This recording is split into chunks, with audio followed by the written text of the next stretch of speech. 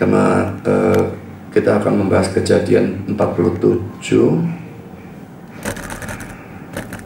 Kemarin kita sudah selesai dengan Kejadian 47 sampai dengan ayat 26 ya. Jadi sekarang kita membahas mulai Kejadian 47 ayat 27 sampai dengan ayat 31. Itu Kejadian 47 nya berakhir. Lalu kita lanjutkan Kejadian 48 ayat 1 sampai dengan 22. Jadi memang teksnya Kejadian ini panjang-panjang, saudara ya. Mari kita baca Kejadian 47 ayat 27 sampai dengan 31. Maka diamlah Israel di tanah Mesir, di tanah Goshen, dan mereka menjadi penduduk di situ. Mereka beranak cucu dan sangat bertambah banyak. Dan Yakub masih hidup 17 tahun di tanah Mesir. Maka umur Yakub, yakni tahun-tahun hidupnya, menjadi 147 tahun.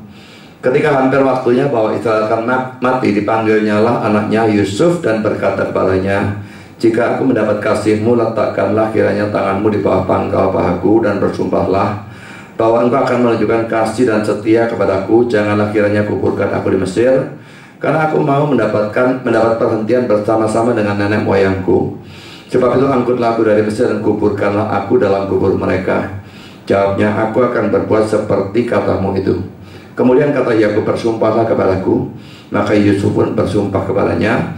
Lalu sujudlah Israel di sebelah kepala tempat tidurnya. Kita sekarang lanjutkan Kejadian 48 ayat 1 sampai 22. Sesudah itu ada orang mengatakan kepada Yusuf, "Ayahmu sakit." Lalu dibawanyalah kedua anaknya, Manasye dan Efraim. Ketika diberitahukan kepada Yakub, "Telah datang anakmu Yusuf kepadamu," maka Israel mengumpulkan segenap kekuatannya dan duduklah ia di tempat tidurnya. Berkatalah Yakub kepada Yusuf, "Allah yang Maha Kuasa telah menampakkan diri kepadaku di Luz di tanah Kanaan dan memberkati aku, serta berfirman kepadaku, akulah yang membuat engkau beranak cucu, dan aku akan membuat engkau bertambah banyak dan menjadi sekumpulan bangsa-bangsa. Aku akan memberikan negeri ini kepada keturunanmu untuk menjadi miliknya sampai selama-lamanya. Maka sekarang kedua anakmu yang lahir bagimu di tanah Mesir, sebelum aku datang kepadamu ke Mesir, akulah yang mempunyai mereka. Akulah yang akan mempunyai Efraim dan Manasye sama seperti Ruben dan Simeon. Dan keturunanmu yang kau peroleh sesudah mereka, engkaulah yang mempunyai. Tetapi dalam pembagian warisan, nama mereka akan disebutkan berdasarkan nama kedua saudaranya itu. Kalau aku pada waktu perjalanan dari Padan, aku kematian Rahel di tanah Kanaan di jalan, ketika kami tidak berapa jauh lagi dari Efrata, dan aku menguburkannya di sana di sisi jalan ke Efrata, yaitu Bethlehem. Ketika Israel melihat anak-anak Yusuf itu, bertanyalah ia, siapakah itu? Siapakah ini? Jawab Yusuf pada ayahnya, "Inilah anak-anakku yang telah diberikan Allah kepadaku di sini." Maka kata Yakub, "Dekatkanlah mereka kepadaku supaya ku berkati mereka." Adapun mata Israel telah kabur karena tuanya, jadi ia tidak dapat lagi melihat. Kemudian Yusuf mendekatkan mereka kepada ayahnya, dan mereka dicium serta didekap oleh ayahnya. Lalu berkatalah Israel kepada Yusuf, "Tidak kusangka-sangka bahwa aku akan melihat mukamu lagi. Tapi sekarang Allah bahkan memberi aku melihat keturunanmu." Lalu Yusuf menarik mereka dari antara lutut ayahnya, dan ia sujud dengan mukanya sampai ke tanah. Setelah itu Yusuf memegang mereka keduanya dengan tangan kanan di belakangnya Efraim, yaitu sebelah kiri Israel, dan dengan tangan kiri Manasye, yaitu sebelah kanan Israel. Lalu didekatkannya lah mereka kepadanya. Tapi Israel mengulurkan tangan kanannya dan meletakkannya di atas kepala Efraim, walaupun ia yang bungsu, dan tangan kirinya di atas kepala Manasye, jadi tangannya bersilang, walaupun Manasye yang sulung. Sesudah itu diberkatinya lah Yusuf, katanya, "Nenekku dan ayahku Abraham dan Ishak telah hidup di hadapan Allah. Allah itu sebagai Allah yang telah menjadi gembalaku selama hidupku sampai sekarang, dan sebagai malaikat yang telah melepaskan aku dari segala bahaya.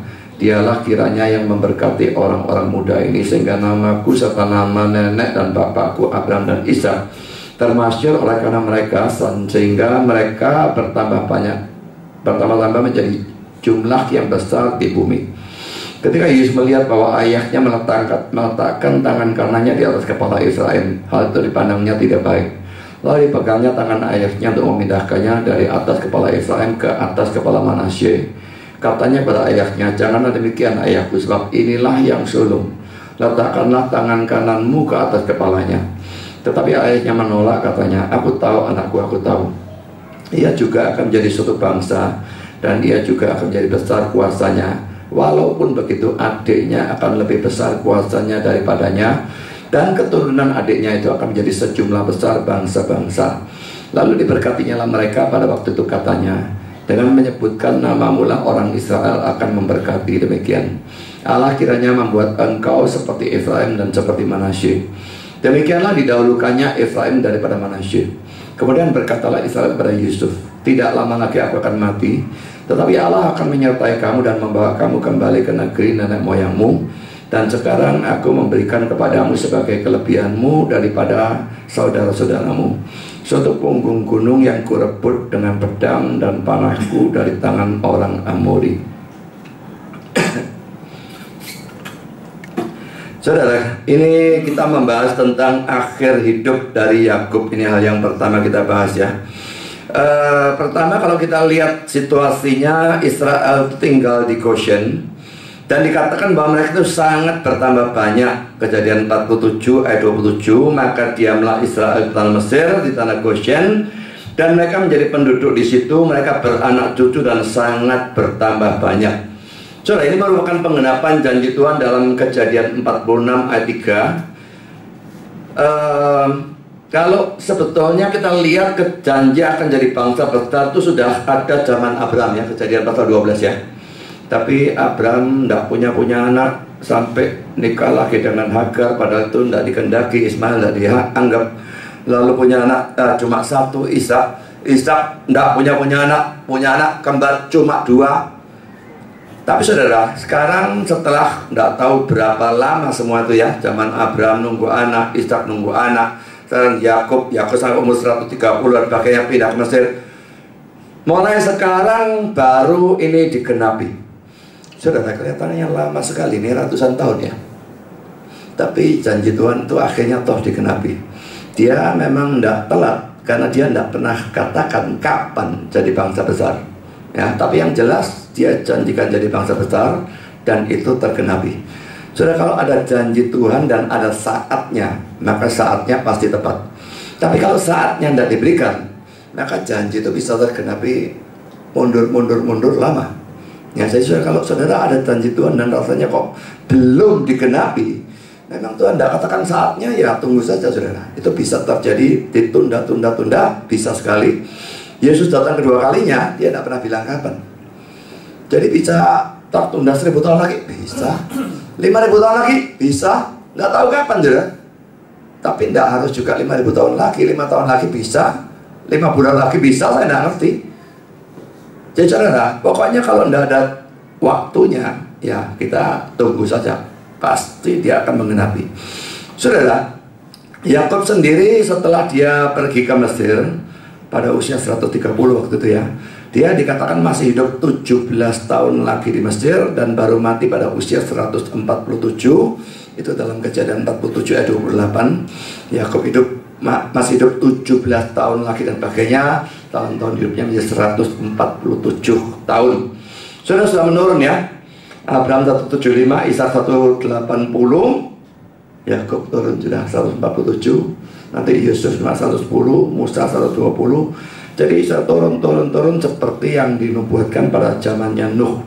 Beda dengan sebelum Nuh sampai 969 itu salah dan sebagainya. Tapi turun. Tapi tetap kalau bandingkan kita, 147 tidak ada sudah ya. Saya kira rekor dunianya cuma 100 berapa, 15 atau 117 itu ya. Tapi tidak sampai 120 sekarang ini.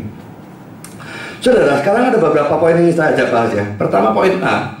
Calvin berkata bahwa bukan pencobaan yang ringan bagi Yakub untuk hidup selama itu di luar tanah perjanjian.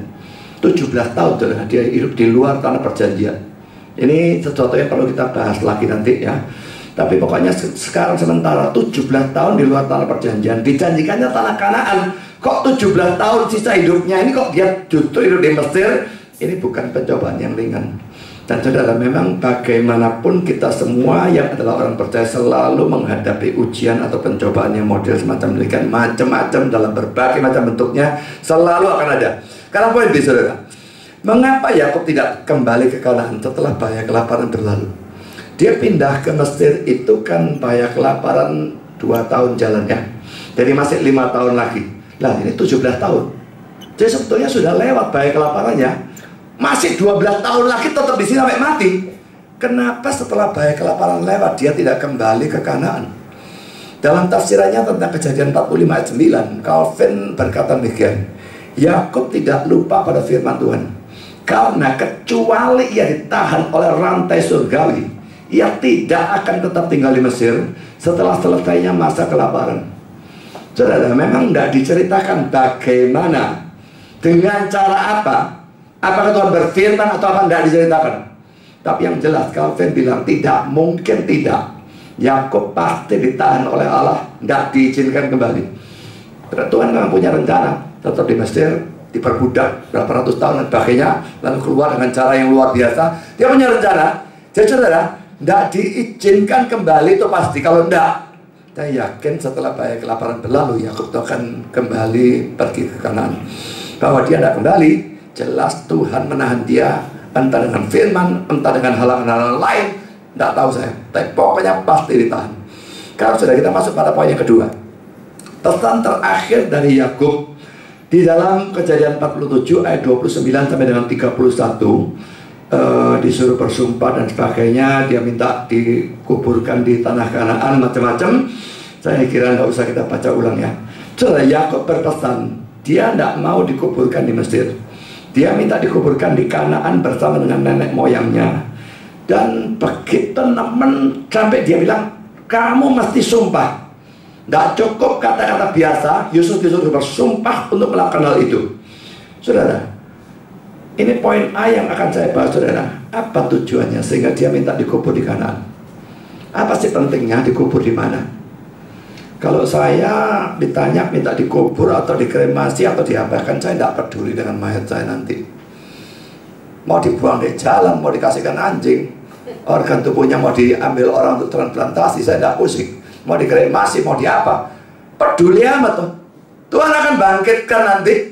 Dikubur di mana tidak jadi urusan. Kenapa orang ini begitu rewel minta dikubur di Kanaan? Bawa tulang tidak repot tak? Nyimpannya sudah bagaimana, bawanya apa segala macam. Tapi saudara, bukan tanpa tujuan. Dia minta sesuatu yang ngerepoti semacam demikian. Ini 2 komentar dari Calvin, saudara. Pertama, ia memerintahkan mayatnya dibawa kembali ke Kanaan, mendorong anak-anaknya untuk mengharapkan pembebasan. Jadi saudara, jangan lupa Kanaan, itu maksudnya. Disuruh bawa supaya anak-anaknya ingat. Kalau enggak nanti kerasan di Mesir, sudah enak di sana. Wah, enggak kembali ke Kanaan, cilaka. Jadi orang enggak bisa, aku minta tulangku dibawa. Nah, dengan demikian mereka tidak mungkin bisa lupa. Kedua kutipan Calvin, karena apa tujuannya perhatian yang begitu besar pada tempat penguburannya, kecuali supaya janji Allah bisa ditegaskan kepada keturunannya. Ya, poinnya jelas sekali ya. Memang tidak ada tujuannya, tidak masuk akal itu ya. Kalau minta dikubur di sini atau di sana, itu sama sekali tidak masuk akal. Kecuali satu, dia ingin keturunannya. Tidak tahu apakah itu anak-anaknya atau cucu-cucunya atau boy-boynya. Pokoknya yang masih hidup pada zaman itu, ingat janji Tuhan itu tanah Kanaan, bukan Mesir. Apakah mereka nanti di Mesir itu enak atau bagaimana, tidak jadi urusan. Harus kembali ke Kanaan.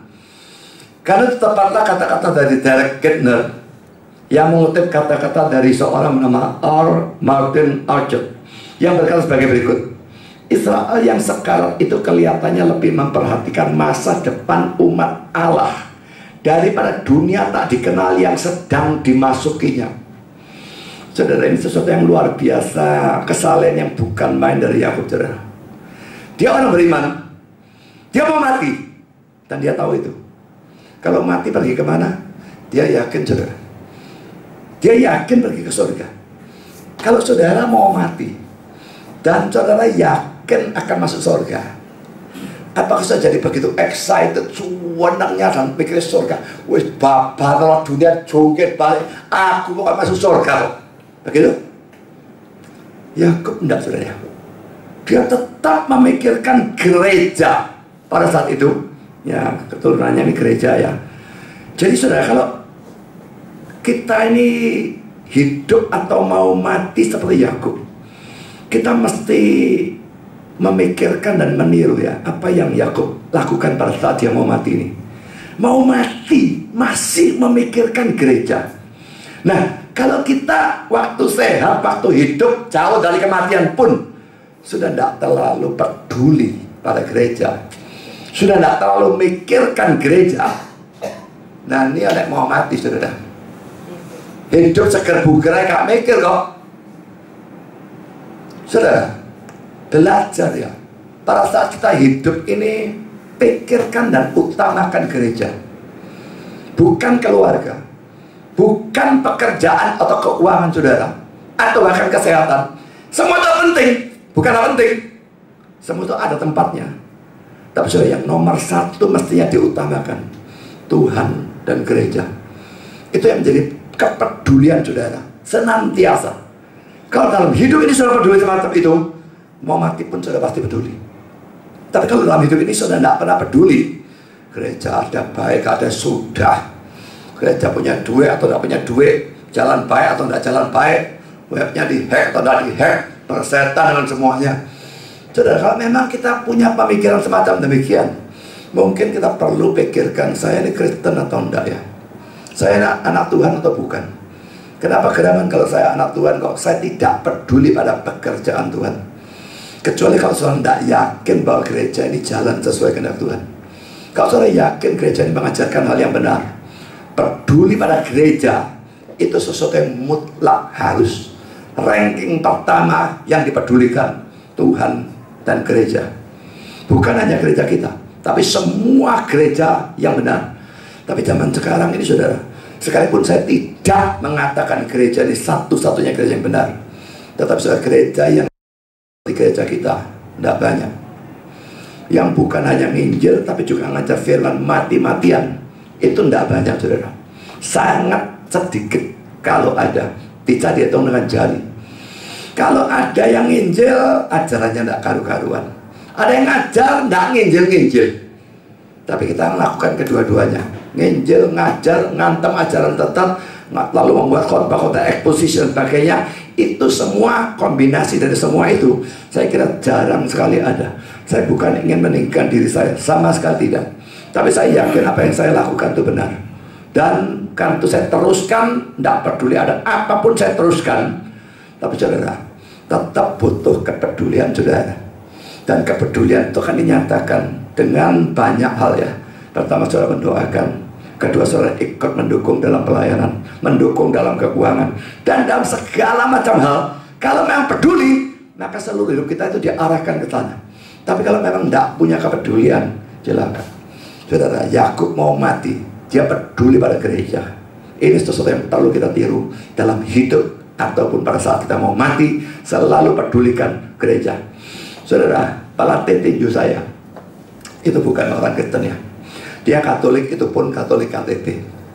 Dia kena kencing manis, kena jantung dan sebagainya. Tidak tahu berapa saat sebelum dia mati itu kondisinya sudah buruk sekali ya. Dan kakak saya yang dokter itu meriksa dia dan bilang, waduh orang ini kondisinya buruk sekali. Ketinjunya bertanding di Thailand, dia masih kepingin ikut. Sampai dia pergi ke paranormal di Medoan Ayu sana. Jantungnya dibedah langsung dengan pisau dapur tanpa bius. Tangannya wah pokoknya ada apa segala macam. Tapi toh ya tidak sembuh saudara. Nah saudara, dia waduh dalam hal tinju itu begitu menjiwai ya. Seluruh hidupnya dibaktikan pada tinju. Sampai detik-detik dia mau mati, nggak mikir apapun tentang mati itu pergi kemana saudara. Itu aneh ya. Dan anaknya kalau tidak salah bicara, sampai detik-detik terakhir dia mau mati itu yang dibicarakan tinju. Saya yakin dia tidak akan ke surga. Saya ingin jadi dia beberapa kali tapi tidak ada hasil. Saudara, kita perlu niru dia dalam dedikasi. Cuma kalau dia dedikasi ke arah yang salah, kita dedikasi ke arah yang benar. Sampai mati detik-detik terakhir bicarakan Tuhan, gereja, Injil, firman. Maka saudara, Sekarang saudara kita masuk dalam poin yang kedua, poin B. Permintaan Yakub minta dikubur di Kanaan, padahal dia tinggal di Mesir. Kelihatannya menghina Mesir ya. Seakan-akan Mesir itu gak layak bagi kuburannya dia. Untuk kuburan gak layak. Loh, dia dikasih makan di Mesir, tinggal di Mesir, jadi kuburan pun gak layak. Tapi saudara, dia tidak peduli. Ini sesuatu yang bagus lagi dari Yakub. Dia tidak peduli orang mau tersinggung atau tidak. Dia pokoknya tahu apa yang dia lakukan itu benar, dia lakukan. Saudara, kalau saudara tahu saudara melakukan sesuatu yang benar, tahu juga bahwa yang benar itu nyinggung orang, tetap dilakukan atau tidak. Saudara, kita bertanggung jawab pada Tuhan ya. Orang mau tersinggung, orang mau tidak tersinggung itu bukan urusan kita. Kalau bisa kita jelaskan. Tidak bisa, tersetan, tersinggung om. Kalau saya lakukan hal seperti itu. Pokoknya berusaha melakukan apa yang memang menjadi kehendak Tuhan. Berusaha melakukan apa yang menyenangkan Tuhan. Berusaha melakukan apa yang memuliakan Tuhan. Orang senang atau orang tidak senang bukan urusan saya. Kalau saya bisa, saya berusaha menyenangkan Tuhan maupun orang. Tapi sering kali saudara harus milih.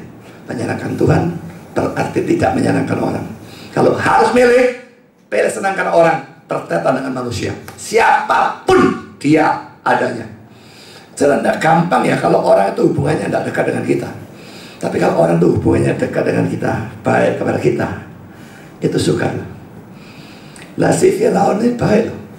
Biarpun dia kafir, dia terima seluruhnya, dikasih tempat terbaik dan pakainya. Permintaan seperti menyinggung, lah sungkan saudara. Tapi saudara, kita tidak bisa sungkan pada orang sampai lalu tidak sungkan kepada Tuhan. Bagaimanapun harus lebih sungkan kepada Tuhannya daripada kepada orangnya.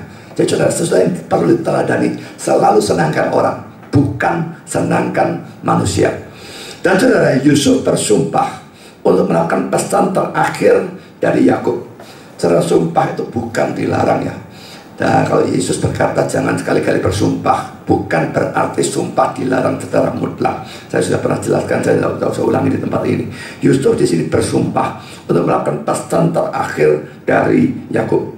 Karena saudara, poin ketiga, Yakub menyembah Allah di dalam Kejadian 41 ayat 47 ayat 31b. Saudara, di sini ada satu problem ya. Ini memang teoritis, tapi kalau ini diserang, karena ini kontradiksi dalam Alkitab ya, termasuk seperti itu. Kalau diserang, kalau tidak bisa lah, celaka ya. Jadi perhatikan baik-baik. Kejadian 47 ayat 31b. Lalu sujudlah Israel di sebelah kepala tempat tidurnya. Kepala tempat tidurnya. Tapi Ibrani 11 ayat 21. Karena iman maka Yakub ketika hampir waktunya akan mati memberkati kedua anak Yusuf, lalu menyembah sambil bersandar pada kepala tongkatnya. Itu tadi kepala tempat tidurnya. Karena kepala tongkatnya sih benar sih mana saudara? Ada dua problem, bukan cuma satu. Dua problem yang muncul dari perbandingan kedua ayat ini.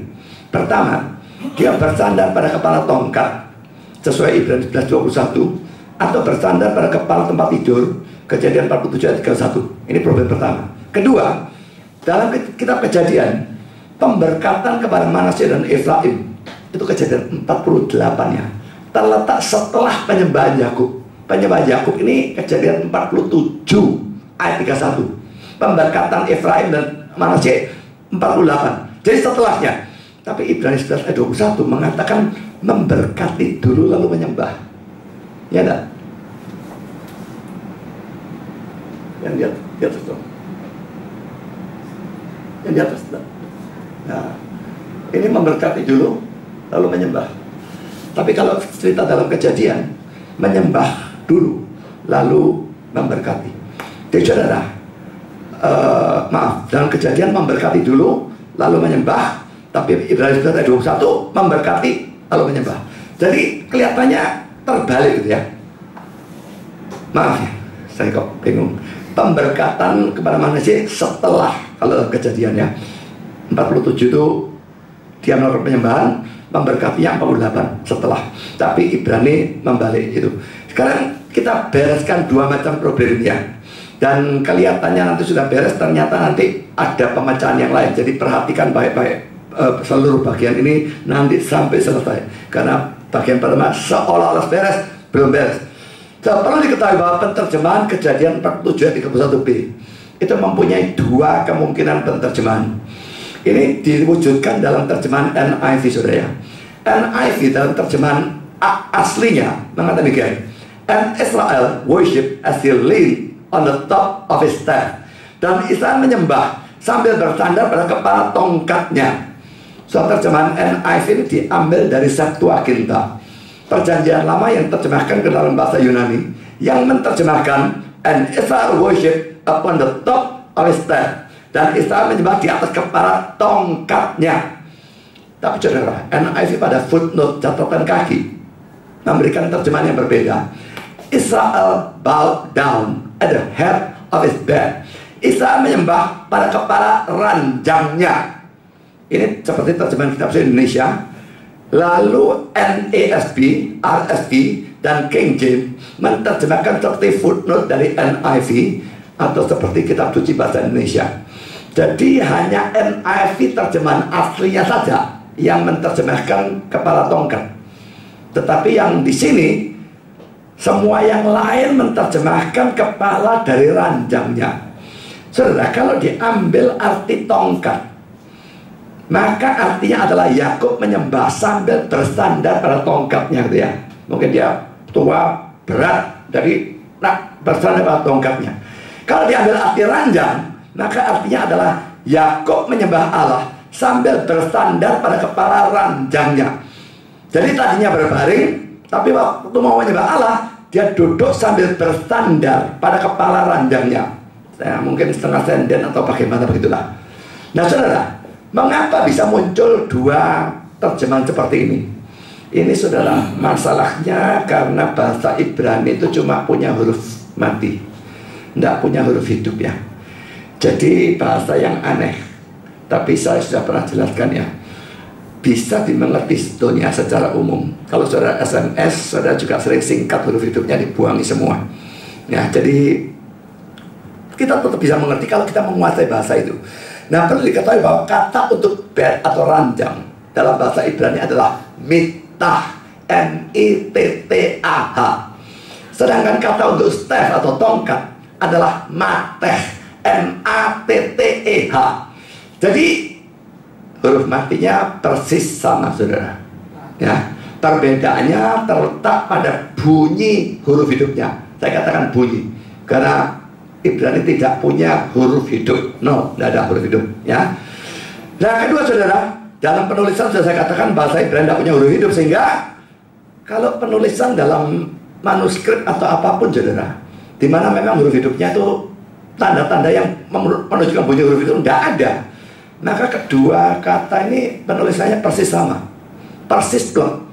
MTTH itu bisa dibaca mitah atau dibaca mateh. Dua-dua memungkinkan. Jadi di sini ada kepusingan, saudara ya. Memang kalau seperti CWK, gitu ya. Saya bilang CWK. Nah, kalau misalnya Budi Asali pacaran dengan seorang CWK. Nah, lihat dari konteksnya saudara akan tahu ini bacanya cewek. Bagaimana kalau kalimatnya Budi Asali pergi dengan seorang CWK? Kalau cuma pergi, bisa cewek, bisa cowok. Nah, saudara bingung milih si mana. Jadi kadang-kadang saudara kalimatnya memastikan, oh ini. Tapi kadang-kadang seperti di sini, bisa tongkat diambil, bisa mau ranjang diambil, bisa juga. Nah, Calvin menganggap bahwa terjemahan ranjang itu yang benar. Dan dia berpendapat bahwa Ibrani 11 ayat 21 mengambil dari Septuaginta yang salah. Karena penulis Ibrani tidak terlalu teliti sampai hal yang sekecil-kecilnya. Karena ini tidak penting. Saya punya problem dengan pandangan Calvin ini. Karena kalau memang demikian, kitab suci khususnya Ibrani 11:21 tidak lagi infallible dan inerrant. Berarti kitab suci bisa salah, gitu ya. Jadi saya tidak setuju dengan Calvin dalam persoalan ini. Saya lebih setuju dengan pandangan dari penterjemah dan sekaligus editor dari Calvin Commentary tentang surat Ibrani. Dan penterjemah dan editornya adalah John Owen. Dan dia berkata demikian, titik-titik Titik-titik itu maksudnya tanda baca ya. Jadi Ibrani modern diberikan tanda untuk menunjukkan bunyi huruf hidupnya ya. Titik-titik tidak mempunyai otoritas. Kan titik-titik itu ditambahkan juga. Manuskripnya itu tidak ada. Huruf hidup tidak belas, tidak ada huruf mati tok. Tapi bagi orang sekarang ditambahi tanda-tanda yang menunjukkan bunyi huruf hidupnya. Nah itu dikatakan titik-titik. Titik-titik tidak punya otoritas. Dan sang rasul menerima versi Septuaginta dan dengan demikian menyetujuinya atau memberinya otoritas. Dan tidak ada alasan untuk memperdebatkan persetujuan atau pemberian otoritas itu. Semua kesukaran di sini hilang jika kita membuang titik-titik itu seperti yang seharusnya kita lakukan. Jadi saudara, yang dia maksudkan dengan the points atau titik-titik adalah pemberian titik-titik atau tanda-tanda pada bahasa Ibrani yang mula-mula cuma huruf mati saja, tidak ada titik-titik itu, tapi ditambahi untuk memberikan bunyi huruf hidup, yaitu bagaimana sehingga bisa dibaca. So ini jelas memang merupakan penambahan ya, penting juga untuk orang apalagi yang bukan bahasa aslinya bahasa Ibrani. Kalau untuk orang yang memang bahasa aslinya Ibrani tidak butuh itu, tapi yang belajar tentu butuh itu saudara. Dan karena saudara dia berkata bahwa titik-titik itu tidak mempunyai otoritas, itu bukan termasuk Alkitab, itu ditambahkan. Nah tulisan penulis Ibrani itulah yang mempunyai otoritas. Karena surat Ibrani dalam perjanjian baru. Kalau perjanjian baru dalam bahasa Yunani saudara, bukan bahasa Ibrani lagi.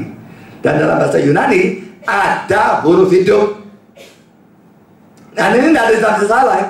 Dengan demikian sudah terjemahan yang benar mestinya adalah the staff atau tongkat. Nah sekarang ada problem kedua. John Owen, penterjemah dari editor Calvin Commentary untuk surat Ibrani, mengatakan bahwa penyembahan yang dikatakan oleh penulis surat Ibrani berhubungan dengan pemberian berkat kepada Manasye dan Efraim. Dan karena itu berbeda dengan penyembahan Yakub dalam Kejadian 47 ayat 31b yang berhubungan dengan sumpah Yusuf tentang penguburan Yakub. Tapi entah apa dasarnya John Owen beranggapan bahwa posisi atau postur Yakub dalam kedua penyembahan ini adalah sama. Saudara melihat kedua problem ini, maka sebetulnya ada kemungkinan bahwa dalam Kejadian 47 ayat 31b Yakub memang menyembah sambil bertandar pada ranjangnya. Sedangkan dalam Ibrani 11 ayat 21 yang menceritakan penyembahan Yakub yang lain, jadi dua ini beda ya. Dia melakukannya sambil bertandar kepada kepala tongkatnya. Jadi kalau memang seperti ini berarti memang dua hal yang berbeda. Biarpun mirip, waktunya sangat berdekatan tapi berbeda. Sangat memungkinkan saudara. Sama seperti cerita penjahat dengan Yesus di kayu salib ya, yang diceritakan oleh Lukas itu, satu menghujat, yang satunya bela. Yang diceritakan oleh Matius, dua-dua memaki Yesus. Loh, Matius Markus kok tabrakan sama Lukas? Timingnya lain tuh. Pertama yang terjadi adalah Matius Markus itu dua-dua maki-maki. Tapi setelah melihat Yesusnya kok lain daripada yang lain, yang satu bertobat, dia menyatakan iman. Yang satunya tetap menghujat, dia lalu bela. Ini yang diceritakan oleh Lukas. Beda sedikit, tapi lain. Makanya ceritanya berbeda. Jadi saya percaya ini juga terjadi di sini saudara. Dua penyembahan yang dilakukan oleh Yakub, yang satu pada kepala ranjang, satu pada kepala tongkat, berbeda. Timingnya berbeda. Nah jadi saudara, dengan demikian semua ini bisa dibereskan dengan cara itu. Kan saudara, hal praktis apa yang bisa kita pelajari dari penyembahan Yakub ini? Kita sudah pelajari hal teoritisnya perlu, tapi sekarang kita pelajari hal praktisnya. Saudara, dalam keadaan tua, mau mati, lemah sekali, dimana untuk menyembah Allah Yakub harus bersandar pada kepala tongkat atau randang. Tapi poinnya, Yakub masih tetap menyembah Allah. Saudara, bandingkan dengan kebanyakan orang Kristen ya, sekalipun masih muda dan sehat, tidak mau melakukan banyak jerih payah dalam menyembah Allah. Misalnya saudara, hujan bolos, ini banyak sekali. Sakit sedikit bolos, ada urusan ini itu sedikit bolos. Sedikit-sedikit gerejanya yang diminggirkan. Bukan hal yang penting diutamakan, tapi malah disekunderkan. Saudara, apakah saudara gampang sekali membuang penyembahan terhadap Allah? Karena alasan-alasan yang sebetulnya remeh, sebetulnya bisa diatasi, tapi saudara buang. Perhatikan Yakub nih, tua, mau mati, lemah, secara fisikal setengah mati, bersandar tongkat atau bersandar kepala ranjang, tapi dia tetap menyembah Tuhan.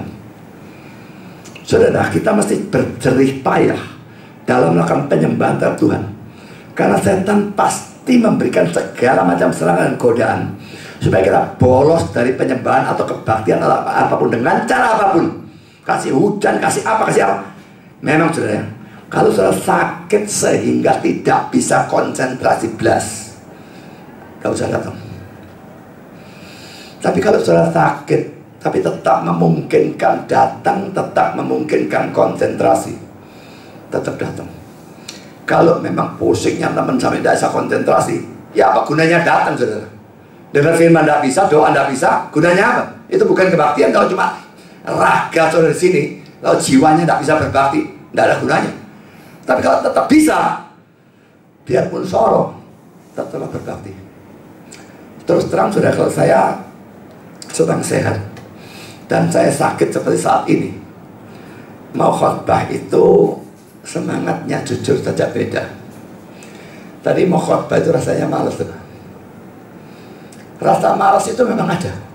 Tuh badannya nggak enak. Suara ini saja rasanya mau mengeluarkan suara nggak enak. Kemarin saya masih tidak terlalu apa-apa, hari ini malah lebih nggak enak. Lalu di sinusnya ini terasa nggak enak juga. Semua serba nggak enak. Tapi saudara, kalau saya mau, saya bisa saja kemarin telepon Roy lagi ya.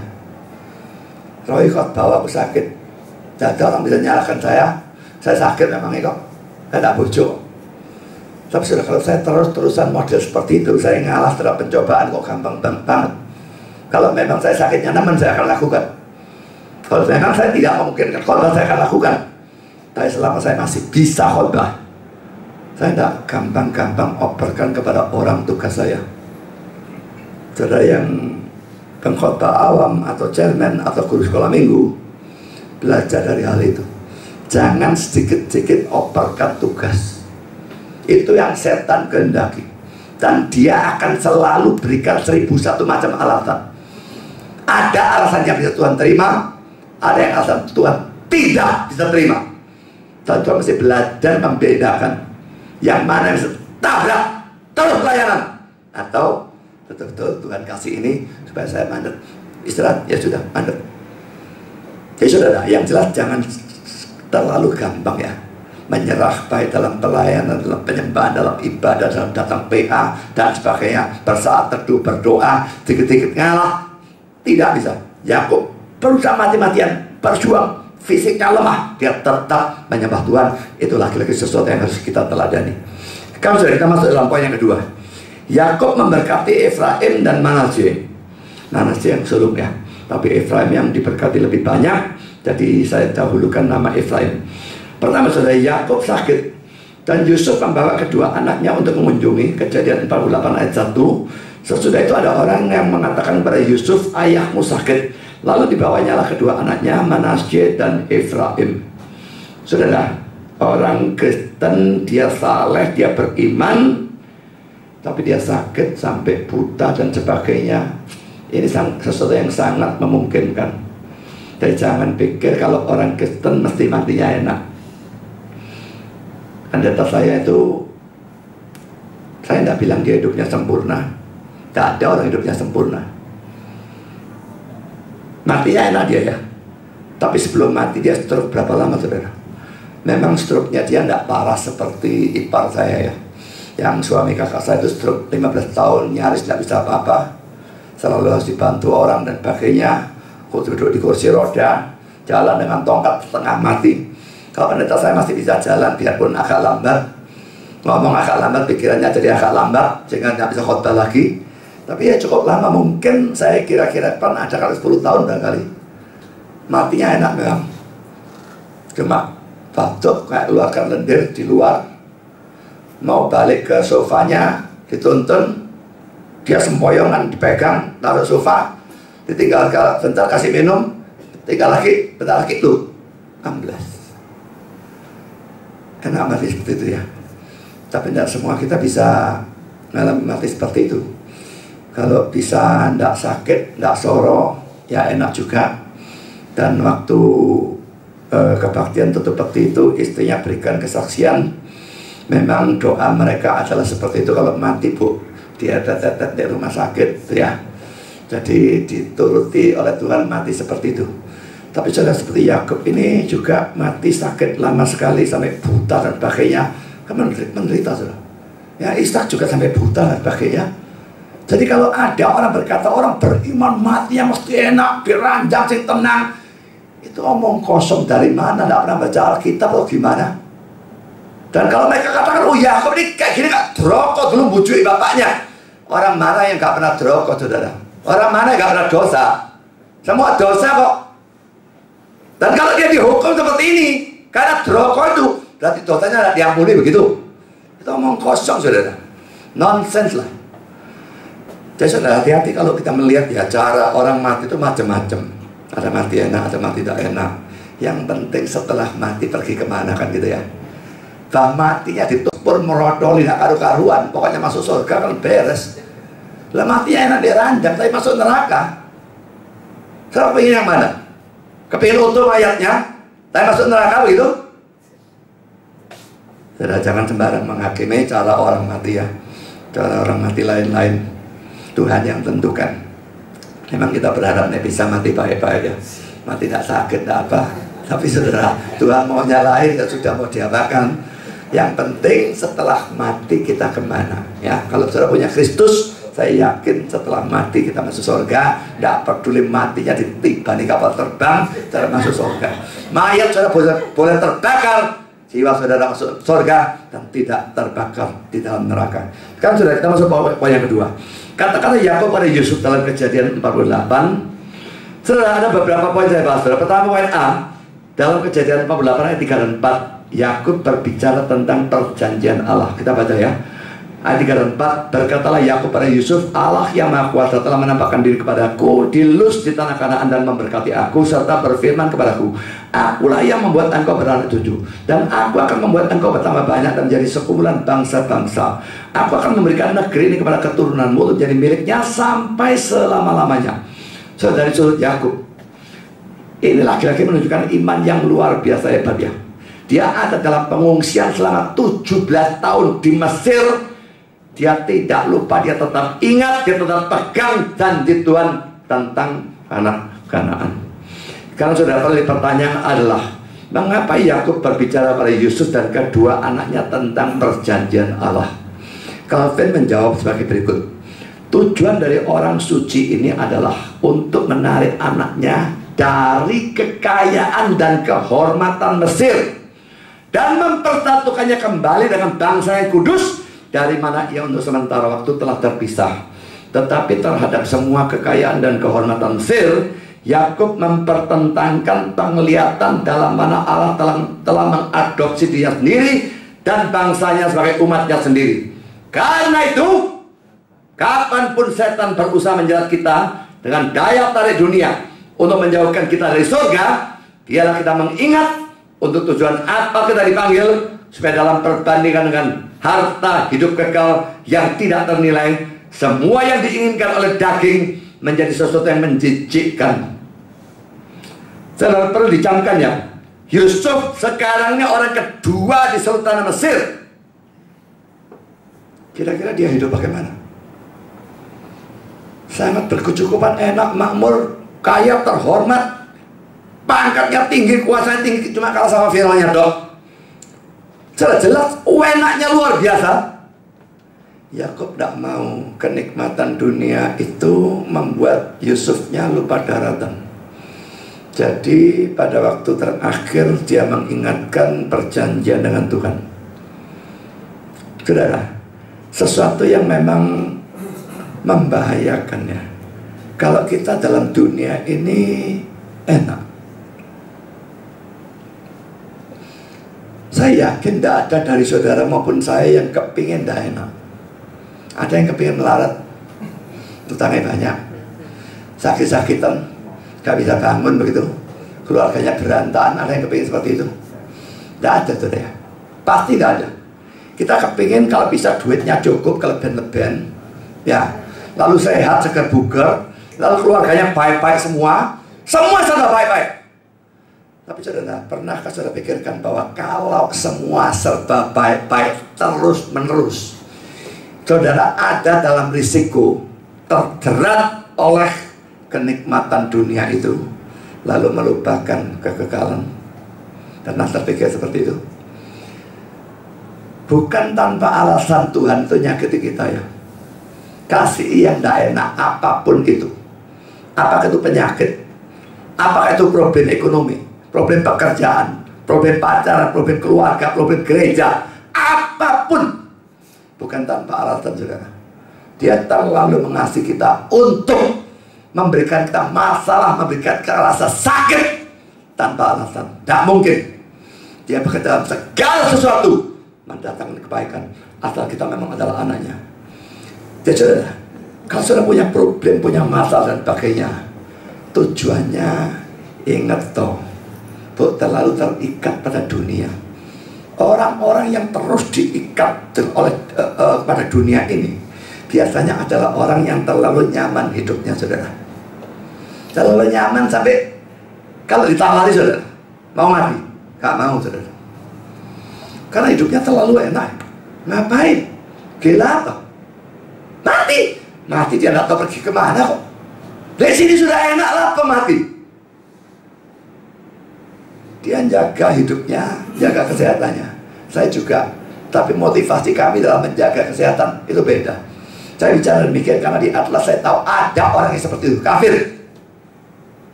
Tapi begitu kerahkan di dalam dunia, kayaknya bukan main.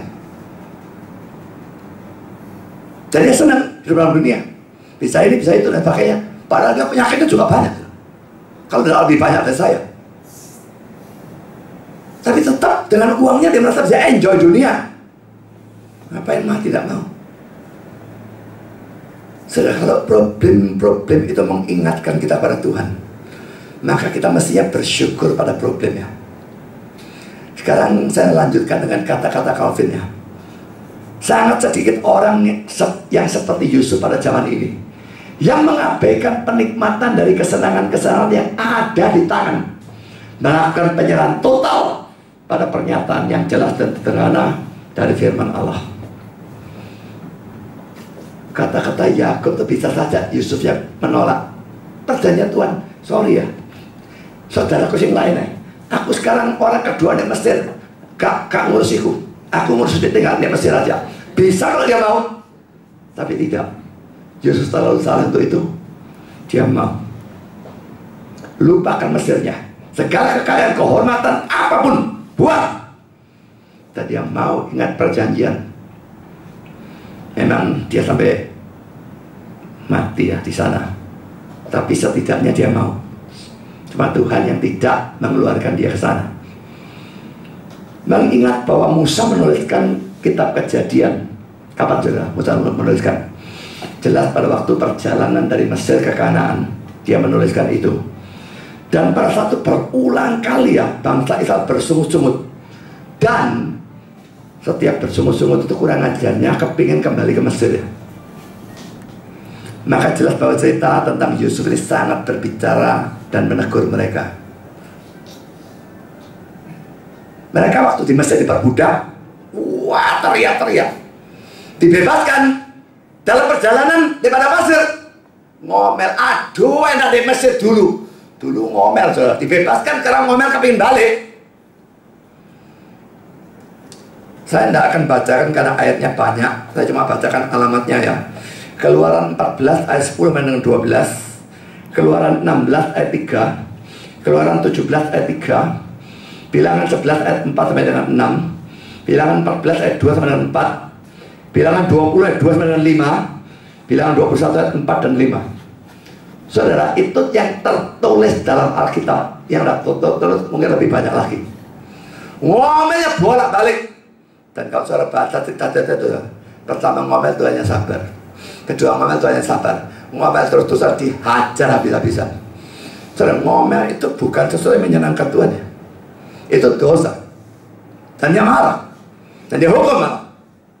Tambah ngomel, tambah dihukum, tambah ngomel, tambah sampai dihajar. Saudara, kita belajar untuk tidak ngomel dengan contoh pemikiran bahwa Tuhan berikan problem bukan tanpa alasan. Kita tidak ngerti saat ini apa alasannya, tapi dia pasti punya alasan yang baik kalau kita memang adalah anak-anaknya. Kata jangan ngomel, lebih-lebih jangan seperti saya kepingin kembali ke Mesir. Saudara, pernahkah saudara kepingin kembali kafir? Mereka dalam perbudakan ya, kepingin bebas. Sudah dibebaskan, kepingin balik ke Mesir. Orang Kristen tidak kurangan seperti itu, saudara. Enak dulu kafir ya. Minggu kau jarang gereja, iso keliling tak enak dewek piknik karpet. Kau usah ngekei persembahan persepuluhan, kau usah belajar firman, kau usah repot pelayanan. Ini enak kafir. Biar dosa apa saja, mau berzina, mau pergi diskotik, mau pakai narkotik, obat ini apa bisa. Karena kita iki gak oleh harus begini, harus begitu. Repot, gak kalah, enak kafir. Karena ngomel begitu. Atau mungkin karena pelajaran saya, kalau saya ikut Tuhan, terang catat, iya bener karena terwakil. Balik kafir lah, gak diserang. Memang dikeloni oleh setan. Sampai masuk neraka, terus dalam kelonan setan. Mau yang seperti itu. Saudara, pikirkan hal ini ya. Jangan pernah ngomel dan kepingin kembali kafir. Bagaimanapun lebih menderitanya hidup yang sekarang ini dibandingkan dulu waktu sudah pasti kafir. Jauh lebih baik hidup di dalam Kristus daripada di luar Kristus. Dalam keselamatan daripada di dalam kebinasaan. Dan bagi saya yang belum ada dalam Kristus, baru ada dalam gereja, cepatlah percaya Kristus. Karena akan ngerti apa yang saya katakan. Kecuali saudara betul-betul sudah percaya. Yang belum percaya cepat percaya. Yang sudah percaya tetaplah percaya. Setia ikut Tuhan. Tidak peduli kesukarannya, membuat saudara jungkir balik, tidak peduli bagaimanapun. Tapi saudara, akhir yang bahagia menantikan saudara. Saudara, kita masuk poin B sekarang.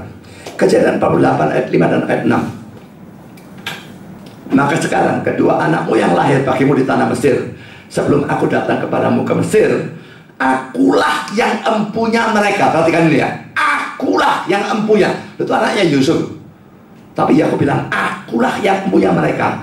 Akulah yang akan empunya Efraim dan Manasye, sama seperti Ruben dan Simeon. Dan keturunanmu yang kau peroleh setelah mereka, berarti anak-anaknya si Efraim dan Manasye, engkaulah yang empunya. Tetapi dalam pembagian warisan, nama mereka akan disebutkan berdasarkan nama kedua saudaranya itu. Saudara, apa artinya kalimat ini? Artinya, Yakub menganggap Manasye dan Efraim sebagai anak-anaknya.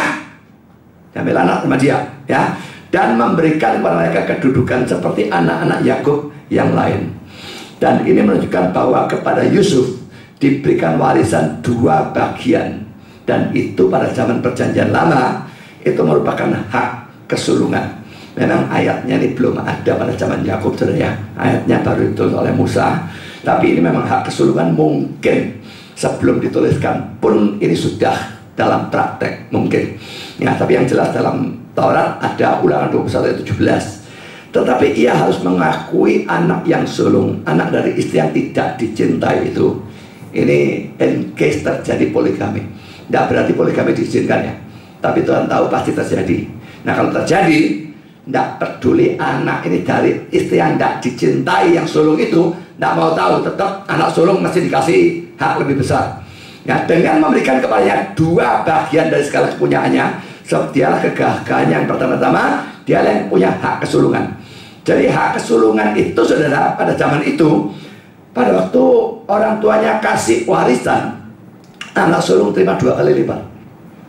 Yang lain sama, tapi anak sulung 2 kali lipat. Jadi selalu kalau jumlah anaknya itu X, maka hartanya dibagi X plus 1. Dan anak sulung dapat 2 bagian, lalu yang lain rata semua. Ya, separuhnya dari anak sulung, itu selalu. Nah, hak kesulungan seharusnya adalah milik dari Ruben.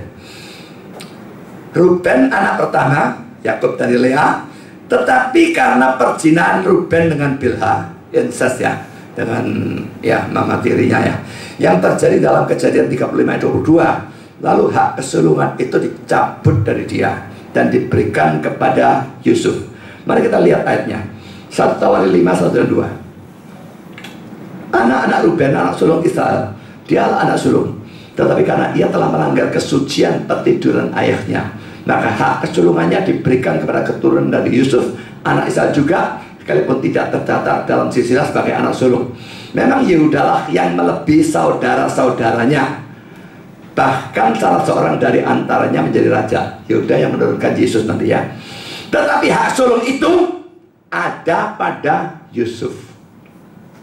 Jadi beda hak kesulungan dengan hak menurunkan Mesias, itu pilihan Tuhan lain lagi. Kejadian 49 ayat 3 dan 4. Ruben, engkaulah anak sulungku, kekuatanku dan permulaan kegagahanku. Engkaulah yang terutama dalam keluhuran, yang terutama dalam kesanggupan. Engkau yang membuat sebagai air, tidak lagi engkau yang terutama, sebab engkau telah menaiki tempat tidur ayahmu. Waktu itu engkau telah melanggar kesuciannya, dia telah menaiki petiduranku.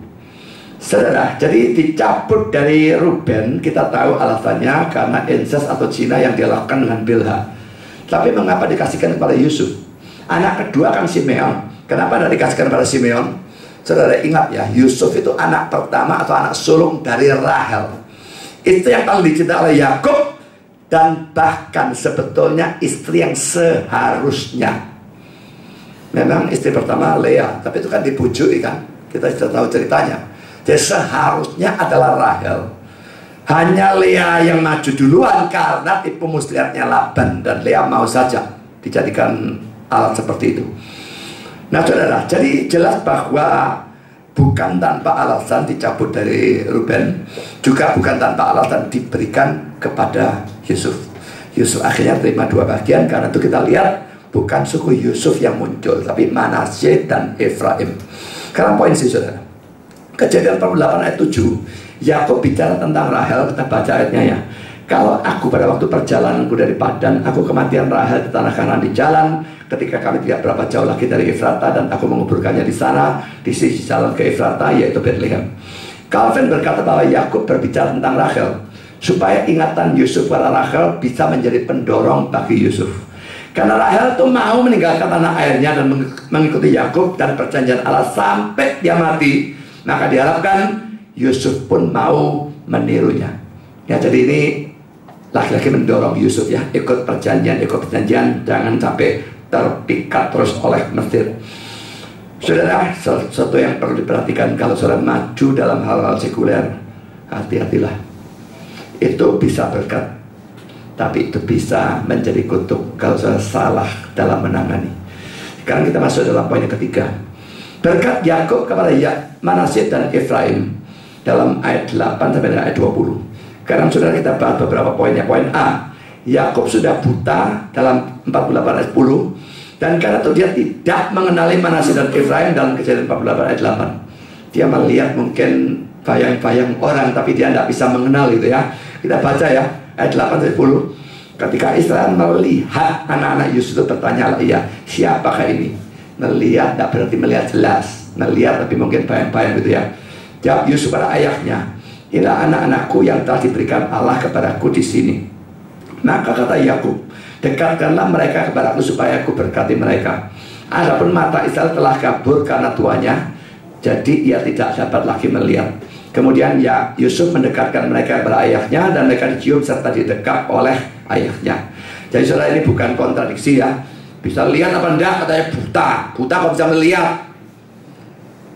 Saya enggak tahu kalau Roy bagaimana, tapi kalau di Atlas Fitness Center itu saudara, ada satu anak yang buta, tuli, bisu, dan agak begini otaknya ya. Mungkin dia bukan bisu, tapi dia tuli sehingga akhirnya tidak bisa ngomong, tuli dari lahir.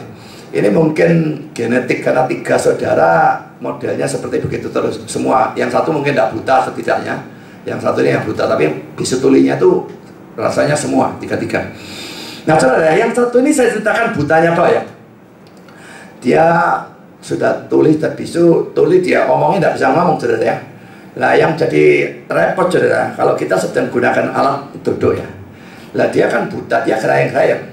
Saya ini selalu khawatir, ini nek moro cewek ya, yang duduk, moro dia tidak tahu digerayang lah, jadi rame saudara ya. Dan banyak orang tidak tahu kalau dia buta, matanya biasa saudara, matanya tuh tidak terlihat lalu putih atau apa, tidak tahu. Kita tidak tahu kalau dia buta, kalau lihat cuma gini saudara, tapi dia buta. Lah saya selalu memberitahu pada member-member yang tidak kenal dia buta, tuli, bisu dan sebagainya ya. Lah kalau saya sedang duduk sekarang gini ya, di sini ada cahaya ya. Dia lihat dari sebelah sini ya, dia lihat gini-gini. Jadi rupa-rupanya dia tuh bisa lihat ada orang atau tidak ada orang, tapi jelas tidak bisa mengenali. Nah kalau dia sudah lihat gitu tuh, saya sengaja goyang-goyang gini. Nah jadi dia lihat, oh bayangannya goyang, jadi ini ada orangnya gitu ya. Tapi kadang-kadang wis tak pegang tangannya, pokoknya ada aku gitu kan. Ya tapi saudara, itu memang bisa. Orang buta, tidak buta total, tapi dia bisa melihat ada bayangan orang dan sebagainya, cuma tidak bisa mengenali. Jadi saya kira kondisi Yakub semacam demikian. Jadi ini bukan kontradiksi. Karena poin beda. Yusuf sujud kepada ayahnya dalam 48 ayat 12. Sekalipun Yusuf itu orang berpangkat, sedangkan ayahnya tua, lemah, mau mati lakinya, dia tetap bersujud. Kita baca ya. Lalu Yusuf menarik mereka dari antara lutut ayahnya, dan ia sujud dengan mukanya sampai ke tanah. Saudara, memang dalam perjanjian lama sujud kepada manusia itu banyak dan ditoleransi. Tapi sejak Yesus mengucapkan Matius 4 ayat 10, maka sujud kepada manusia dengan alasan apapun, biarpun hanya untuk penghormatan, itu tidak boleh. Matius 40, maka berkatalah Yesus kepadanya, enyahlah iblis, sebab ada tertulis, engkau harus menyembah Tuhan, hanya kepada Dia sajalah engkau berbakti. Saudara, jadi sejak Yesus katakan kata-kata ini, kita tidak boleh sujud atau menerima sujud dari manusia. Cornelius waktu dia sembah Petrus, apakah Cornelius begitu tolol anggap Petrus sebagai Allah? Tentu tidak. Dia tahu itu orang, dia tahu itu rasul, dia cuma menghormat. Tapi pada waktu dia menghormat, dia melakukan dengan sembah, Petrus menolak, jangan sembah aku. Dia tidak izinkan. Saudara, orang Katolik mengaku mereka menghormati Maria, tapi dengan cara sujud, berdoa pada Maria, sujud pada Maria, bahkan kepada patungnya. Dan ini mereka tetap tidak ngakoni sebagai penyembahan berhala. Dan mereka tanya, apa sih definisinya penyembahan? Saya tidak ngajak debat orang yang cuma bulat dengan perkataan definisi, omong kosong bagi saya. Yang jelas saudara, Tuhan melarang, tidak peduli apapun alasannya, sujud orang kepada orang. Ya kalau dalam drama atau film lain saudara ya, itu pura-pura drama, film bunuh orang juga boleh, itu kan pura-pura semua ya. Tapi kalau dalam dunia nyata saudara, biarpun tujuannya cuma menghormat, tidak boleh sujud orang kepada orang. Nah setelah kembali pada Yusuf ya, dia berpangkat, kaya dan sebagainya, tapi dia tidak sombong dan mengabaikan orang tua. Saudara, kalau saudara menjadi kaya, pangkat, hebat dan sebagainya, jangan sombong mengabaikan orang tua, keluarga, bahkan pendeta. Saudara selalu sadari kekayaan itu justru tidak ada apa-apanya, semu. Ya, jangan karena itu menjadikan sombong dan sebagainya. Sekali lagi saya katakan, itu bisa berkat, tapi itu juga bisa menjadi jerat kalau saya menangani secara salah. Karena sudah poin C, Yusuf menghadapkan mana sini, yaitu anak sulungnya pada tangan kanan dari Yakub, ayat 13. Tapi Yakub ternyata menyilangkan tangannya.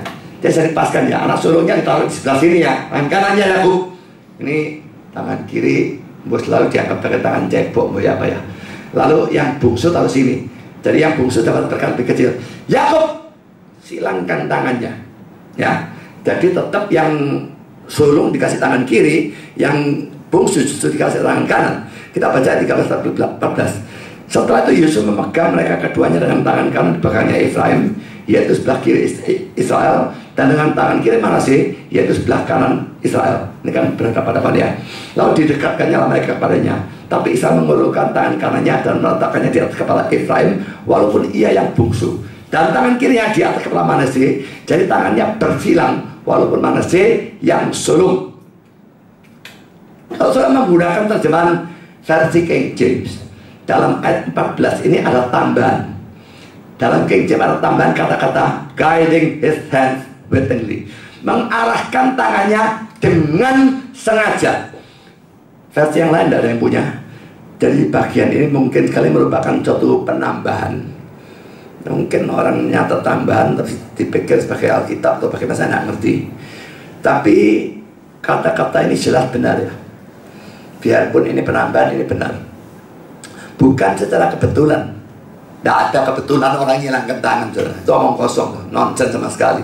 Dia sengaja. Bukan tidak tahu. Dia tahu. Dia dipimpin oleh Tuhan dan melakukan dengan sengaja. Dia buta, dia tidak bisa bedakan mana sulung mana enggak. Tapi Tuhan yang memimpin dia. Jika buta pun dia memberkati secara benar sesuai dengan Tuhan, yang mana yang mau diberkati dengan lebih besar. Sekarang poin D, sudah. Berkat Yakub dalam ayat 48, pasal 48 ayat 15-16. Sesudah itu diberkatinya Yusuf, katanya, nenekku dan ayahku Abraham dan Ishak telah hidup di hadapan Allah. Allah itu sebagai Allah yang telah menjadi gembalaku selama hidupku sampai sekarang, dan sebagai malaikat yang telah melepaskan aku dari segala bahaya. Dialah kiranya yang memberkati orang-orang muda ini, sehingga namaku serta nama nenek dan bapakku Abraham dan Ishak termasyhur oleh karena mereka, dan sehingga mereka bertambah-tambah menjadi jumlah yang besar di bumi. Perlu diketahui ya, berkat di sini bukan sekedar suatu permohonan atau keinginan dari Yakub, tapi betul-betul punya otoritas ilahi. Ini bukan sembarangan. Tuhan betul-betul memberkati melalui Yakub. Ada beberapa hal yang perlu disoroti dari bagian ini ya. Pertama, dalam ayat 15 dikatakan Yakub memberkati Yusuf, padahal yang diberkati adalah anak-anak Yusuf. Memang sudah memberkati anak-anak Yusuf bisa disamakan dengan memberkati Yusuf. Ini seperti dua contoh ya saya berikan. Kanaan diberikan kepada Abraham, Ishak dan Yakub, tapi diberikannya dari keturunan mereka. Mereka sendiri tidak pernah memiliki ya. Kedua, Ham dikutuk dalam diri anaknya. Kejadian 9 ayat 25, zamannya Nuh ya. Jadi memberkati Yusuf, memberkati anaknya, itu sebetulnya sama saja. Yang kedua, terjemahan dari pasal 48 ayat 15-16 ini dalam kitab suci Indonesia banyak salahnya. Saya sekarang berikan terjemahan dari NIV. Untuk mempersingkat waktu, saya langsung bacakan dalam bahasa ayat 15 dan 16. Kiranya Allah di hadapan siapa nenek moyangku Abraham dan Ishak berjalan atau hidup, Allah yang telah menjadi gembalaku selama hidupku sampai saat ini, malaikat yang telah melepaskan aku dari segala bahaya, kiranya ia memberkati anak-anak ini. Jadi ini terjemahan yang lebih benar ya. Sebetulnya di sini dia menyebut Allah sebanyak 3 kali. 2 kali dengan sebutan Allah, 1 kali dengan sebutan malaikat. Dalam perjanjian lama sering muncul malaikat Tuhan dicetak dengan huruf besar. Ini menunjuk bukan pada seorang malaikat biasa. Ini menunjuk kepada Tuhan sendiri. Dan ini beda dengan malaikat Mikael ya. Malaikat Mikael itu memang betul-betul malaikat. Nah, ada orang gara-gara hal-hal yang seperti ini menganggap bahwa malaikat Mikael itu adalah Allah sendiri. Yesus malaikat Mikael. Saksi Yehova mengaku Yesus malaikat Mikael, dan betul-betul cuma malaikat. Kalau gereja Masih Advent hari ke-7, memang mereka percaya malaikat Mikael itu Yesus. Tapi pada saat yang sama mereka percaya Yesus itu adalah Allah sungguh-sungguh. Lain saudara doktrinnya dengan Saksi Yehova. Ini dalam hal ini kita harus bedakan, jangan sampai memfitnah Advent. Salah memang kalau dikatakan Yesus itu malaikat Mikael, tapi mereka tidak sesalah Saksi Yehova. Yesus malaikat Mikael hanya malaikat, itu Saksi Yehova. Tapi kalau dalam Advent, malaikat Mikael itu gelar dari Yesus. Yesus tetap betul-betul adalah Allah. Salah cuma sedikit, tidak terlalu besar, ya. Dan saudara, 3 kali sebutan, 2 kali sebutan Allah, 1 kali sebutan malaikat. Bandingkan ini dengan Keluaran 34 ayat 6. Saya tidak sebutkan ayatnya, saudara lihat sendiri. Sebutan Tuhan, Tuhan Allah 3 kali juga. Bilangan 6 ayat 24 dan 26, 3 kali betul-betul sebutan Tuhan, huruf besar, Yahweh. Lalu Yesaya 6 ayat 3 dan Wahyu 4 ayat 8, 3 kali sebutan Kudus. Kudus, kudus, kudus. Kenapa kok 3? Kok tidak 7? 4, 12, 3. Aneh ya. Matius 28, 19, 2 Korintus 13 ayat 13, 3 pribadi terus ya. Bapa, Anak, Roh. Biarpun dalam 2 Korintus 13 ayat 13 dibalik-balik, tapi pokoknya 3 pribadi. Semuanya menjadi dasar dari Allah Tritunggal. Saudara, kitab suci memang menunjukkan ya adanya kejamakan dalam diri Allah. Orang-orang Islam dalam Facebook itu kalau nyerang selalu menunjukkan ayat-ayat yang Allah itu Esa, Allah itu Esa, aku Allah, tidak ada yang lain selain aku. Saya boleh kalau bilang, saya terima ayat itu. Kalau saya tidak terima ayat itu, saya tidak bisa percaya Tritunggal. Tunggalnya dari mana, Dul? Tapi saya tidak cuma melihat itu. Ada banyak ayat lain yang menunjukkan adanya semacam kejamakan dalam diri Allah sebanyak-banyaknya. Kecuali kita mau membuang salah satu, kita mesti terima Tritunggal. Kalau kita terima yang jamak tok, ya triteisme, jadinya kita percaya 3 Allah. Kalau kita mau percaya monoteis mutlak, berarti kita cuma mengambil yang tunggal, lalu yang menunjukkan kejamakan kita buang sebanyak-banyaknya ayat. Kalau orang melihat seluruh Alkitab, dia harus percaya Tritunggal. Tidak bisa tidak. Sekarang poin ketiga, terjemahan termasyur di dalam Kejadian 48 ayat 16b itu juga salah. Kitab suci Indonesia ada kata termasyur. Saudara, Yakub memberkati bukan dengan tujuan supaya namanya beserta nama Abraham dan Ishak menjadi termasyur. Ini salah, ya, terjemahan yang salah. Perhatikan terjemahan bahasa Inggris bawah ini, NIV, kiranya mereka dipanggil dengan namaku dan nama dari nenek moyangku Abraham dan Ishak. Hanya itu, mana ada termasyur, ya. NESB, dan kiranya namaku hidup terus dalam diri mereka dan nama nenek moyangku Abraham dan Ishak. Hidup terus, tapi tidak berarti termasyur, tidak ada kata termasyur. RSV, dan dalam mereka biarlah namaku diabadikan dan nama nenek moyangku Abraham dan Ishak. King James, dan dalam namaku disebutkan pada mereka dan nama nenek moyangku Abraham dan Ishak. Jadi tidak ada termasyur ya. Calvin mengartikan bagian ini sebagai adopsi yang dimaksudkan dalam 48 ayat yang kelima, ya, diadopsi. Kalau saudara, kita masuk dalam poin yang keempat. Dalam 48 ayat 16c bagian akhir ya, ada janji itu berkembang biak dengan luar biasa. Saudara, kalau kita melihat dalam Bilangan 1 ayat 20 sampai 46, batas di ayatnya nanti, maka jumlah dari Manasye dan Efraim digabungkan dua ini ya, 72.700. Ini adalah nomor 2 setelah Yehuda. Yehudanya 74.600. Tapi dalam Bilangan 26, yang tadi Bilangan 1, sekarang Bilangan 26 ayat 5 sampai 51, jumlah Manasye dan Efraim adalah 85.200. Dan ini ranking 1. Jadi memang berkatnya jadi bangsa yang berkembang biak luar biasa terjadi dengan tepat, mereka jadi ranking 1. Sekarang poin E, saudara. Yusuf ingin membetulkan pemberkatan yang dia kira salah dengan meletakkan tangan kanan Yakub pada kepala Manasye yang sulung dan tangan kiri pada Efraim yang bungsu. Tapi Yakub menolak dan tetap memberkati Efraim dengan berkat yang lebih besar. Saudara, manusia mau bengkokkan bagaimanapun tidak bisa ya. Kelihatannya dulu Yakub bisa curi berkat yang seharusnya bagi Esau. Apakah memang bisa? Seandainya bukan kehendaknya Tuhan, tidak bakal bisa. Di sini tidak ada curi-curian. Tetap yang harus diberkati lebih banyak, diberkati lebih banyak. Berkati lebih kecil, diberkati lebih kecil. Tuhan yang bisa salah. Orang membelokkan hanya bisa kalau itu memang adalah rencana Tuhan. Kalau enggak, tak mungkin. Jadi saudara, di sini Yakubnya buta, saudara. Yusufnya membetulkan, padahal dia menyalahkan. Tidak bisa, tidak mau Yakubnya. Padahal dia buta, tidak lihat apa-apa loh. Tuhan bisa memimpin, mengarahkan. Nggak bisa keliru. Sekarang beberapa poin saudara ya. Poin pertama saudara, Calvin berkata demikian, mata Yakub kabur, tapi dengan menjalankan tangannya yang terlihat sebagai kesembronoan untuk menuruti rencana pemilihan Allah, ia melihat dengan lebih jelas dari anaknya Yusuf. Yusufnya melek, Yakubnya buta saudara. Yakubnya lebih melihat daripada Yusufnya. Kalau Roy masuk Facebook, saya sering ngecek orang-orang yang debat sama dia. Roy-nya buta secara fisik, kamu melek. Tapi urusan rohani, Roy-nya yang melek, kamu yang picek.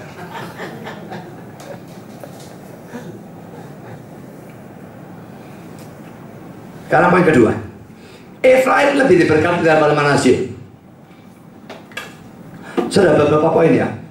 Pertama poin A, bandingkan dengan Ulangan 33 ayat 17. Efraim disebut puluhan ribu, Manasye cuma ribuan.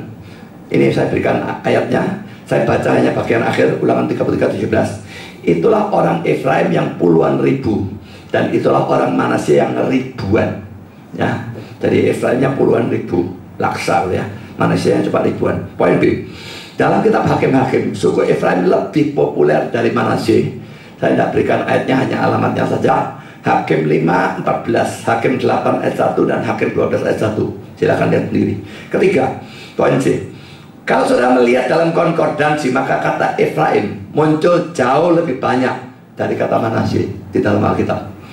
Poin keempat, poin D, juga kata Efraim sering digunakan untuk mewakili Israel. Misalnya dalam Yesaya 7 ayat 2 dan ayat 5. Lalu diberitahukanlah kepada keluarga Daud, Aram telah berkemah di wilayah Efraim. Ini maksudnya Israel ya. Lalu ayat 5-nya, oleh karena Aram dan Efraim dengan anak Remaliah telah merancang yang jahat atasmu. Jadi saudara, Efraim dipakai untuk nama dari Israel. Manasye tidak pernah. Jadi jelas bahwa memang Efraim lebih diberkati daripada Manasye. Ini memang ada konsep pemilihan ya. Tapi di sini bukan pemilihan yang mana selamat, yang mana tidak selamat. Dua-duanya selamat. Cuma di sini ada pemilihan yang bungsu tetap diberkati lebih daripada yang sulung. Jadi saudara, bukan tidak saja dalam predestinasi itu ada pemilihan yang mana selamat, yang mana tidak selamat, tapi juga ada pembedaan. Saya percaya ini berlaku untuk reprobate-nya juga. Tapi di sini saya tekankan untuk elect-nya ada pembedaan. Sama-sama dipilih selamat, tapi yang satu diberkati lebih, yang satu diberkati kurang. Seperti waktu Yohanes dan Yakobus itu minta duduk di kiri kanannya Yesus. Tuhan bilang apa saudara? Itu ditetapkan oleh Bapakku, aku tidak berhak berikan. Bukan cuma Yesus tidak bisa ubah, Bapak juga tidak bisa ubah. Itu sudah direncanakan. Karena terbaik, Bapak pun tidak akan ubah. Jadi ada orang-orang yang bukan cuma tentukan selamat, tapi juga tentukan diberikan berkat lebih. Berkat lebihnya itu bisa berkat secara jasmani lebih banyak, tapi bisa juga berkat secara rohani lebih banyak. Bisa. Ada yang ngepres selamat, ada yang nanti dapat kedudukan tinggi di sorga, ada yang jadi Kristen tapi melarat, ada yang jadi Kristen soge. Kepingnya jadi Kristen yang soge ya. Tapi saudara, laki-laki di situ jelas ada predestinasinya, ya, dan ini tidak bisa diubah. Cuma kita tidak tahu kita dipredestinasikan yang mana. Jadi jangan ada predestinasi lah. Jadi aku mungkin rasanya memang gak dipredestinasikan jadi yang selamat dan yang diberkati banyak secara rohani. Ya wis belajar firman, gak usah ngoyo-ngoyo lah. Melayani gak usah ngoyo-ngoyo. Burung memang ada predestinasi. Itu jadi fatalis laki-laki saudara. Fatalis dalam urusan keselamatan salah. Fatalis dalam urusan seperti ini salah juga. Aku jadi kesannya melarat. Oh memang predestinasi. Aku Manasye bukan Efraim. Keliru lagi saudara. Kita tidak tahu kok. Jadi tanggung jawab kita saudara bukan menebak-nebak ya predestinasinya itu bagaimana, tapi lakukan yang terbaik dalam hal rohani, dalam hal sekuler, lakukan yang terbaik selama itu masih dilakukan dengan cara yang benar. Karena poin keempat, kata-kata Yakub pada Yusuf dalam ayat 21 dan 22. Kita bahas poin A ayat 21-nya ya. Kemudian berkatalah Israel kepada Yusuf, tidak lama lagi aku akan mati, tapi Allah akan menyertai kamu dan membawa kamu kembali ke negeri nenek moyangmu. Jadi Yakub mengatakan bahwa dia akan mati, tapi Allah akan menyertai mereka dan membawa mereka kembali ke Kanaan. Mungkin dimaksudkan supaya mereka tidak bergantung kepada Yakub, tetapi kepada Allah. Terlalu sering orang bergantung pada yang paling tua gitu ya, atau paling pangkat gitu ya. Bergantung pada pendeta, bergantung pada apa? Saudara, bergantung yang benar hanya kepada Tuhan, bukan kepada orang siapapun dia adanya, pendeta atau siapapun. Bergantung kepada Tuhan. Sekarang poin B ayat 22. Dan sekarang aku memberikan kepadamu sebagai kelebihanmu daripada saudara-saudaramu suatu punggung gunung yang kurebut dengan pedang dan panahku dari tangan orang Amori. Saudara, ini lagi-lagi ayat yang sangat membingungkan lagi, teoritis lagi, dalam terjemahan maupun dalam arti. Pertama saudara, kata punggung, ada yang menerjemahkan portion atau bagian. Kata Ibrani yang dipakai adalah shechem, yang arti sebetulnya bukan punggung tapi shoulder ya. Shoulder itu pundak atau bahu. Mungkin arti dari punggung atau bahu gunung itu adalah lereng gunung, mungkin itu artinya. Kedua, di sini dikatakan kurebut dengan pedang dan panahku dari tangan orang Amori. Tapi saudara, bandingkan dengan Yosua 24 ayat 32, dikatakan Sikem, di tanah milik yang dibeli Yakub dengan harga 100 kesita dari anak-anak Hemor. Nah ini lagi-lagi ini pokok kontradiksi ya. Macam-macam penafsiran saudara. Poin A, ini cuma suatu nubuat yang menunjuk ke depan pada zaman Yosua, di mana Israel mengalahkan mereka dengan pedang dan panah. Poin B, mungkin dia membeli Sikem, tapi karena lalu Simeon dan Levi membunuh mereka. Kejadian 34, di sini dikatakan merebut dengan pedang dan panah. Poin C, mungkin ada peristiwa yang tidak dicatat dalam Alkitab tentang tindakan merebut dengan pedang dan panah. Ya, jadi di sini ada ayat yang memang mau dipastikan penafsirannya, kita tidak bisa. Tapi setidaknya ada option-optionnya, pilihan-pilihan yang memungkinkan bahwa bagian-bagian itu tidak kontradiksi, dan itu cukup bagi kita.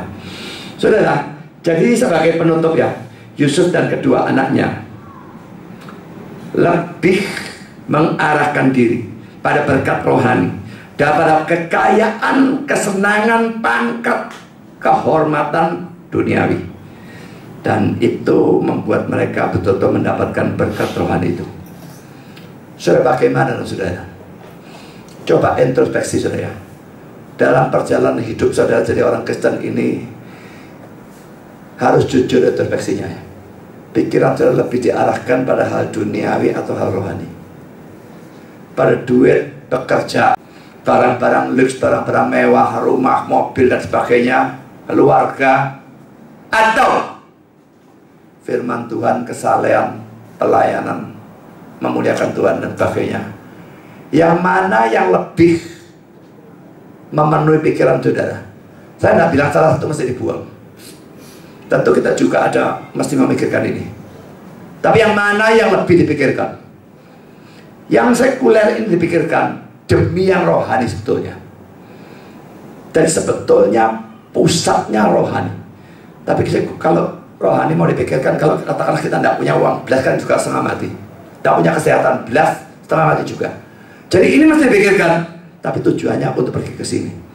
Maukah saudara mengarahkan hati pikiran saudara hanya kepada yang rohani? Kalau saudara mengarahkan pada yang rohani, betul-betul mati-matian tujuannya ingin menyenangkan Tuhan, memuliakan Tuhan, saya yakin dia sedikitnya akan mencukupi saudara dalam hal yang sekuler. Ya, untung-untung kalau saudara jadi seperti Efraim, dapat berkat lebih, lalu juga mendapatkan kekayaan, itu lain, itu bonusnya Tuhan.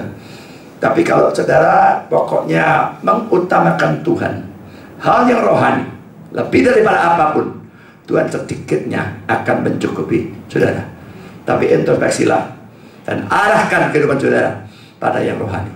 Tuhan memberkati saudara. Amin.